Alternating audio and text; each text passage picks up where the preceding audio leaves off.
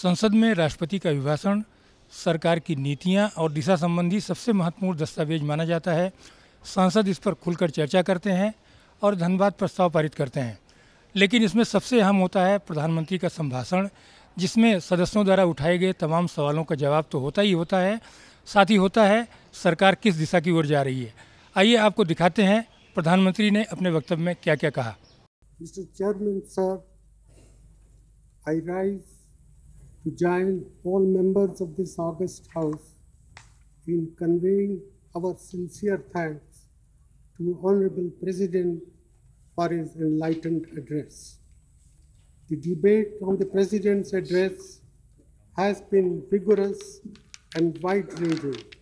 I thank all the honorable members who have contributed to this debate. Mr. Chairman, sir,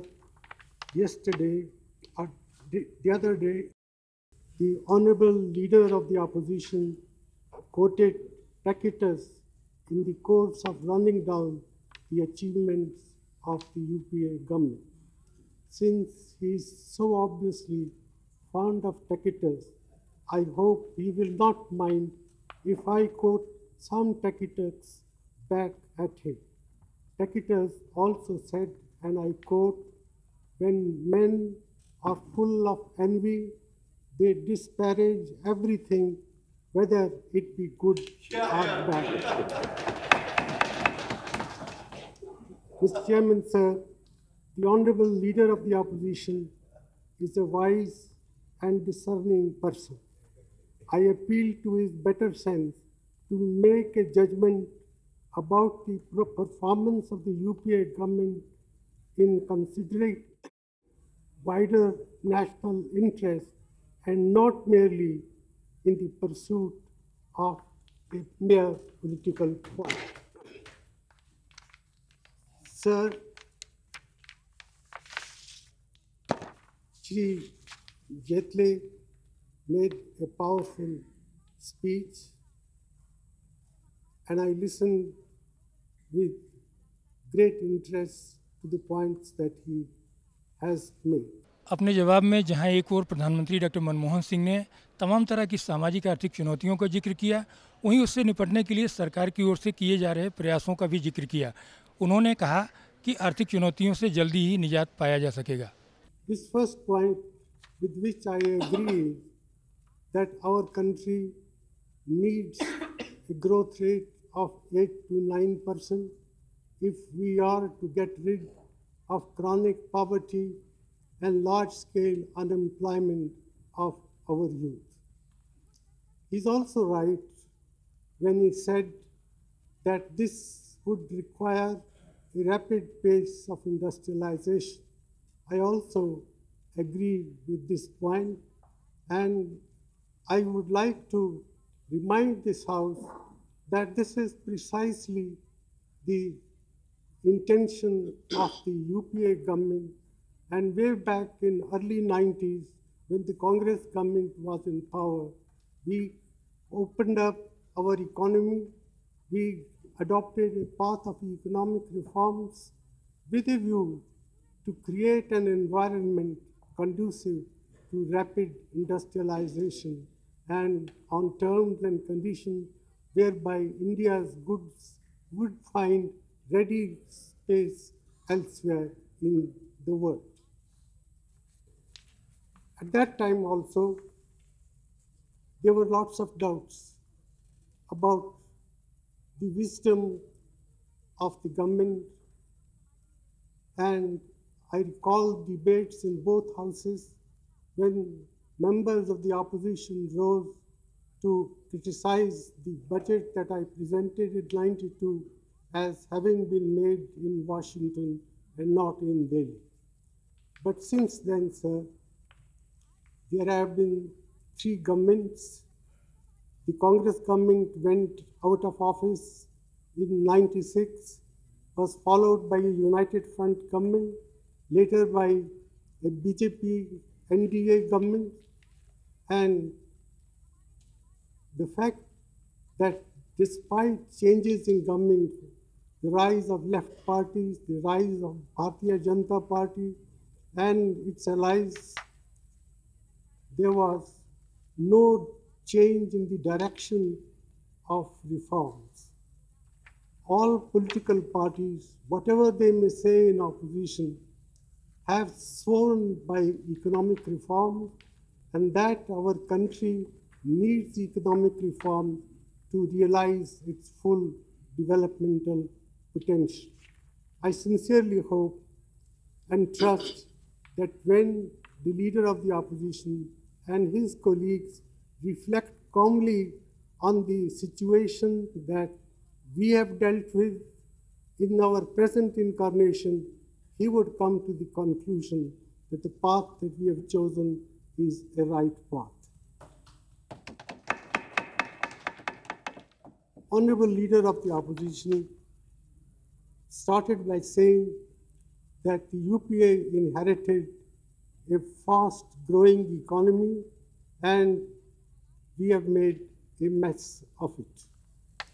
I would like to remind the Honorable Leader of the Opposition that the government of which he was a distinguished member was from 1999 to 2003-2004, and if I look at the data of growth rates in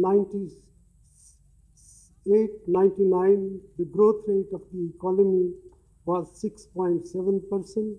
In 99-2000, it was 7.6%. In 2001, it was 4.3%. 2001-2002, 5.5%, and 2002-2003, 4%. And it's only in 2003-04 that the growth rate picked up, and we had a growth rate of 8.1%. By contrast, if you look at the 9 years of the UPA, in 2004-05, growth rate of the economy was 7%. In 2005-06, 9.5%. In 2006-07, 9.6%. 2007-08, 9.3%. In 2008-09, 6.7%. 2009-10, 8.6%. 2010-2011, 9.3%, 2011-12, 6.2%. It's only in the current year, 2012-13, that the growth rate will fall to 5%. Sir, as the Honorable Finance Minister has pointed out in his budget speech, we do not believe that the slow growth will come to stay where it is today. We have every intention to use all policy instruments to push up the growth rate, and it is our expectation that in the next 2 or 3 years, the economy can once again bounce back to a growth rate of 7 to 8%. Sir, what was the main point made by the Honorable Leader of the Opposition? He said, we created first the crisis and now we are trying to resolve this crisis. His reference was obviously was to the expenditure that were incurred by the UPA government. प्रधानमंत्री ने जहां NDA के शासनकाल के दौरान हुए आर्थिक विकास से अपने कार्यकाल के विकास की तुलना की, वहीं दूसरी ओर सामाजिक अभियानों की दिशा में भी उन्होंने अपने वक्तव्य में खास जोर दिया और सर्व शिक्षा अभियान की सफलता का विशेष तौर पर जिक्र किया।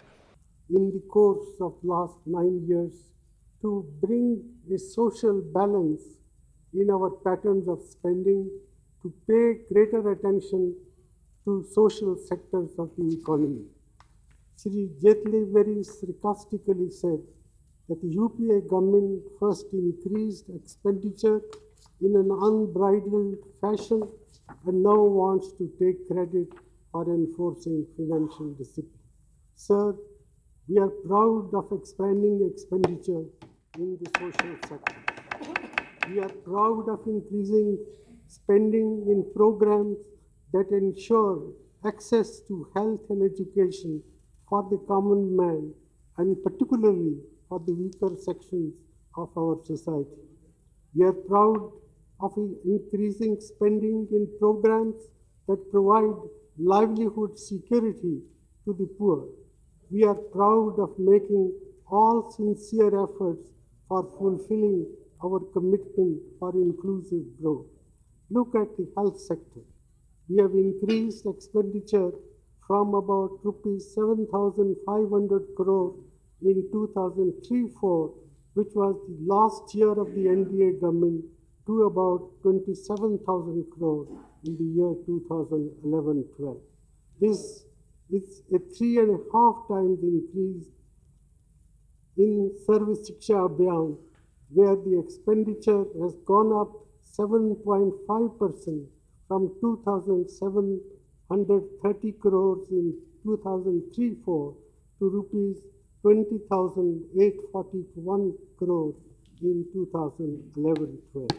The results are for everyone to see, and I do not wish to cite here all the indicators that reflect our successes. Let me also say to this august house that we will continue supporting these schemes and programs. Sir, Shri Jetli referred to programs initiated by the NDA government. Whatever good programs were there, we have carried them forward. Take, for example, the case of the Service Shiksha Abhiyan. In 2003-2004, the actual estimate of expenditure was 2,730 crores, whereas in 2012-2013, it was 21,907 crores. Statement with regard to the midday meal program, from small amounts in 2003-04, rupees 1,375 crores.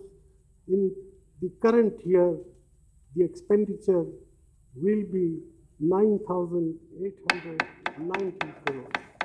I could go on. The point that I wish to make, sir, is that during the NDA period, there was token provisions, although great names were used, the Pradhan Mantri's Gram Sadak Yojana, this program, that program, but the amount of money that was allocated to these programs was very, very small, and therefore their capacity to make impact in the areas where spending was to be targeted, devoted, was pretty small. Take, for example, the case of the PMGSY. 2001 to 2003-04, the NDA period, the releases were 9,682 crores. From 2009-10 to 2012-13 in UPA 2, 56,251 crores. In UPA 1, 2004-5 to 2008-9, rupees 38,637 crores. Whether you look at rural development or you look at infrastructure, including the road program, the National Highway Authorities working, there has been a tremendous increase in spending under the UPA government. We are not ashamed of that. There may be some problems with regard to the way the program is being managed. There are bound to be difficulties, particularly when large sums of money are being spent for the first time. I do not deny that there are problems, but these are problems of growing up. These are problems of a fast-growing economy trying to realize its full development potential. And therefore, I would respectfully submit to the Honorable Leader of the Opposition that he should be more objective in assessing the performance of the UPA government, whether it is growth rates, whether we are dealing with agricultural development, whether we are dealing with the pace of industrialization. The record of the UPA speaks for itself, and I don't have to go deep into this matter. Shri Arun Jaitley referred to the problem of terrorism,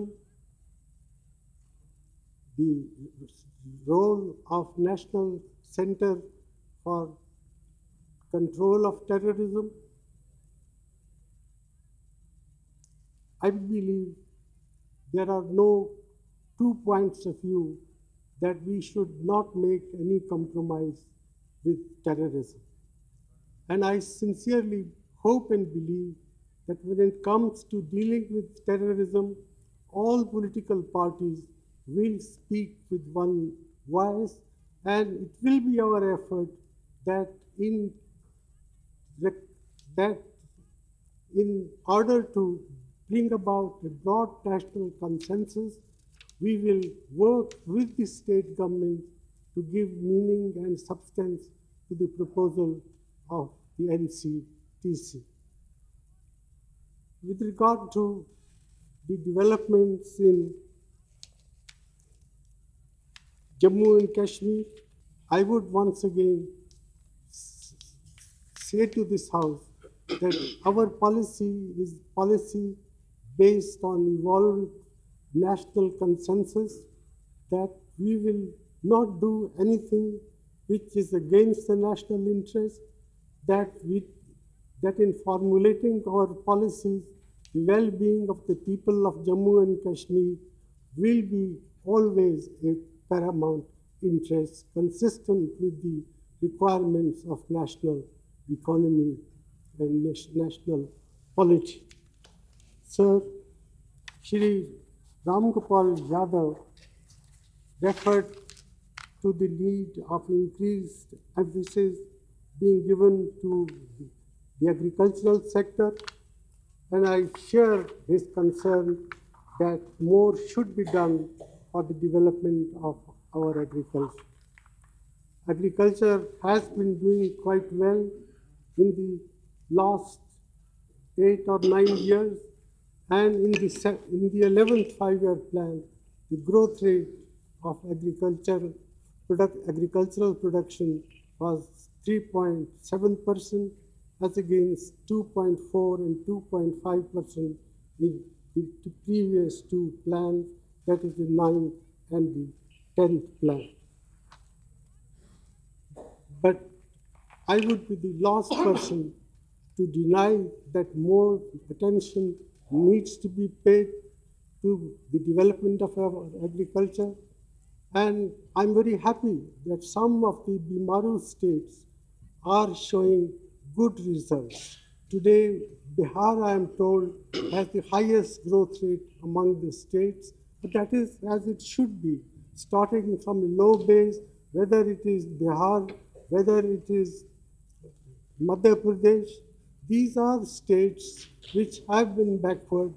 People and governments are now trying to grapple with the problem of backwardness more effectively. If they are succeeding, we are all very happy at their success. And one must never forget the contribution made by my esteemed friend and colleague, Shri Sharad Pawar, in making powerful pleas for allocating more resources for the development of agriculture, Rashtriya Krishi Vikas Yojana, National Food Security Bill. These have made an impact, and the fact that the growth process, particularly in agriculture, is showing positive direction, positive trend in several hitherto backward states is something with which we can express happiness, and I sincerely believe that more can be done, will be done, and our government will remain alive to the needs of our farmers. Even in areas where there is drought, there is scarcity, there is shortage of drinking water, we will work with the state governments to deal with these calamities with forceful presentation and action points. Sir, I do not wish to take your time. प्रधानमंत्री ने अपने जवाब में जहां एक और तमाम मसलों को उठाया, वहीं वैदेशिक नीति पर भी उन्होंने बड़ी साफगोई से जवाब दिया और उन्होंने कहा कि विदेश नीति पर सरकार किसी तरह का कोई समझौता नहीं करेगी, लेकिन पड़ोसियों के साथ वह जरूर बेहतर संबंधों की अपेक्षा रखती है। Shri Arun Jaitley referred to foreign policy in the concluding part of his speech, and I should say that we are in an unsettled neighborhood. We have therefore to be alert, but we will never compromise with our national interests. We want our neighbors to prosper. We want our neighbors to be partners in progress, and I sincerely hope that we will work with our neighbors to give the SAARC region a new profile of strong growth than that has been possible hitherto. There are problems in Sri Lanka. We have been worried about the fate of the Tamil population in Sri Lanka. It has been our effort to plead with the government of Sri Lanka that there must be political reconciliation, that without national reconciliation, the situation cannot remain calm, that the Sri Lankan government must therefore take initiative to talk to the Tamil leadership in Sri Lanka, and it will be our effort to work with the government of Sri Lanka to ensure that Tamil people of Sri Lanka do get a chance to lead a life of dignity and self-respect as equal citizens of the country. Sir, with regard to Pakistan, we have made sincere efforts to normalize our relations. We have achieved some progress in this regard. People-to-people contacts have gone up. Trade relations have shown improvement. But there cannot be normalization of relations between our two countries unless and until the terror machine, which is still active in Pakistan, is not brought under control. This has been our policy during the 9 years that we have been in office, and it is the same approach which would guide us in dealing with Pakistan in years to come. We are very happy that our President's visit to Bangladesh was deeply appreciated by the government and people of Bangladesh, and I sincerely hope that as a means of promoting friendship between the two countries which have such close relationship, this house and the other house would have the wisdom to endorse the land boundary agreement which I signed along with the Prime Minister of Bangladesh when I visited Bangladesh. This is an agreement which will ensure peace and tranquility on the border. It will remove uncertainties, and I am convinced that this is an agreement which is in the interest of both countries. And I sincerely hope that when we bring this bill before Parliament, Parliament would have the wisdom to approve it with acclamation. Sir, with regard to Nepal, there is uncertainty, but we sincerely hope that the multi-party democracy which has been introduced will survive and thrive. And our effort has been to work with the government and people of Nepal to strengthen the processes and working of multi-party democracy. In Maldives, there have been unfortunate problems after the February 2012 events. We sincerely hope that the best course is to have elections to the office of the President, which are due in September 2013. There should be free, fair election with an inclusive process, with all people participating in the processes of electing a new president. And I sincerely hope that the government and people of Maldives will overcome this atmosphere of crisis and uncertainty. Mr. Chairman, sir, I would not like to spend more time. I once again thank all the honorable members who have taken part in the debate. I have taken note of points that have been made. We will look into all those issues which have figured in the debate.